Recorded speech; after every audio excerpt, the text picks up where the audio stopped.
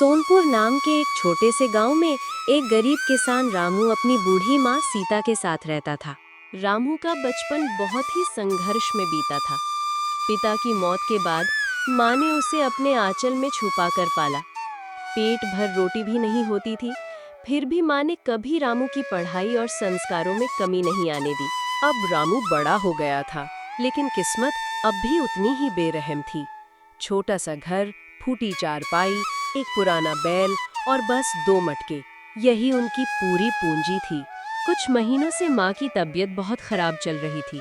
वो चल फिर भी नहीं पाती थी। डॉक्टर ने कहा था, अब इनकी उम्र बहुत हो गई है, अब दवाई से नहीं, दुआ और बेटे के प्यार से ही बचेंगे। रामू की जिंदगी अब खेत, बैल और माँ के इर्द गिर्द सिमट गई थी। सुबह 4 बजे उठता, गांव से दूर पहाड़ के किनारे वाले पुराने कुएं से पानी लाता। 2 घड़े होते, एक नया और मजबूत, दूसरा टूटा फूटा। टूटा घड़ा लाने का कोई तुक नहीं बनता था, लेकिन रामू हर बार वही उठाता। माँ कहती, बेटा, उस टूटे घड़े से क्या मिलेगा?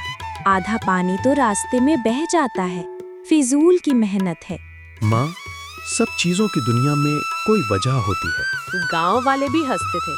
कोई कहता, रामू तो पूरा बावला हो गया है, टूटा घड़ा ले जा रहा है।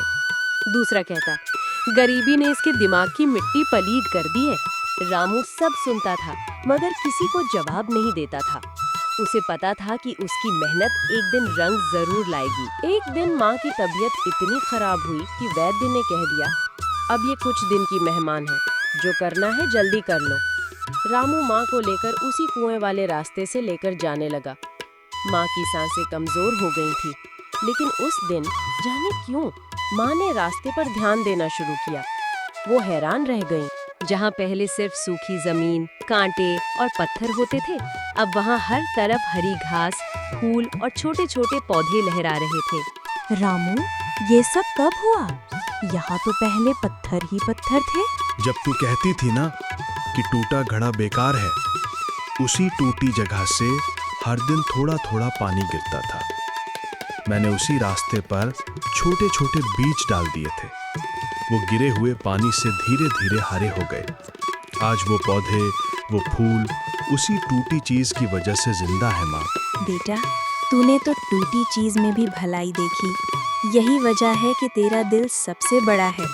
दुनिया तो बस कमी देखती है, तूने दुआ देखी। रामू, जिस इंसान को सब दुनिया बेकार समझे, कभी उससे मत छोड़ना। वो किसी और के लिए जिंदगी की वजह बन सकता है। रामू चुपचाप माँ को उस हरियाली के बीच लिटाकर बैठ गया। माँ के चेहरे पर पहली बार चैन था। उस हरियाली की हवा, उन फूलों की महक ने माँ की सांसों में जान भर दी। धीरे धीरे गांव वाले भी उस हरियाली को देखकर हैरान हुए। लोग पूछने लगे, रामू, तूने ये सूखा रास्ता कैसे हरा कर दिया? टूटा घड़ा था, वो हर दिन पानी गिराता रहा और मैंने बीज बो दिए। बस सब्र और मेहनत का ये फल है। गांव वाले भी समझ गए, कभी किसी चीज को या इंसान को बेकार मत समझो, उसकी कीमत वक्त दिखा देगा। कुछ ही महीनों में माँ पूरी तरह ठीक हो गई। वैद्य भी हैरान था। रामू, ये चमत्कार नहीं, तेरे प्यार और सब्र की दवा है। रामू उस टूटी मटकी को अब सबसे ऊंचे जगह पर रखता। जिस चीज से मेरी माँ की जिंदगी लौटी, वो मेरे लिए भगवान से कम नहीं। हर टूटे इंसान या चीज में कुछ अच्छा छुपा होता है। दूसरा, धैर्य और मेहनत से सबसे बेकार चीज भी किसी के लिए जीवन बना सकती है।